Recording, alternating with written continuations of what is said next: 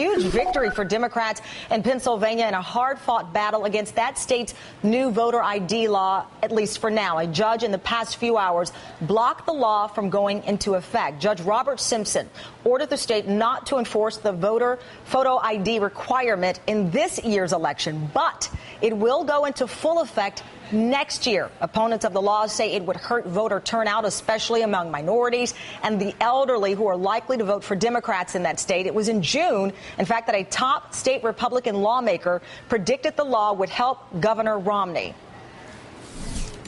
Which is going to allow Governor Romney to win the state of Pennsylvania. Done. And joining us now, Judith Brown, Diana's co-director of the Advancement Project, a civil rights organization which filed a lawsuit against voter ID laws in several states. Thank you so much, Judith, for your time. We played that state lawmaker who said that if that law was in effect in Pennsylvania, he felt that Governor Romney would win that state.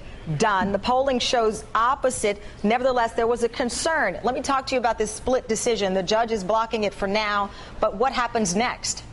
Well, you know, this is a big victory for democracy. It paves the way for free, fair, and accessible voting. And we know that, you know, there were hundreds of thousands of people who would have been impacted by this and would not have had the ID. And so we're very pleased that, in fact, in November, people will be able to vote without that ID. But we will continue to fight this law because we know that in the end that it impacts elderly voters, young voters, and people of color, and veterans in the state of Pennsylvania. What's interesting, and I guess the irony that we've been talking about, is that there was always a great debate that there was no proof of significant voter fraud, not just in Pennsylvania, but any state. And here the first questionable actions from either side, Republicans in Florida with an agency it used to gather voter information, may have done something wrong or illegal in that state. It's all being investigated. But nevertheless,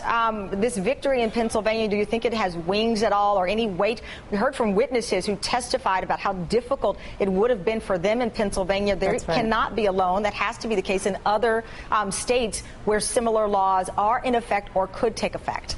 Well, I think this case actually does set out that there are serious barriers to people getting these restrictive IDs and that it stands in the way of voting and it's undermining our democracy. And so while we think that there will be states that will continue to pick up these laws, we do know that we are setting the record straight, that in fact these are barriers, that we need to have open participation, we need to have equal voting, and that we're going to continue to fight these laws as they come up. All right. Thank you very much, Judith Brown, Diana's co-director of the Advancement Project. Greatly appreciate your time.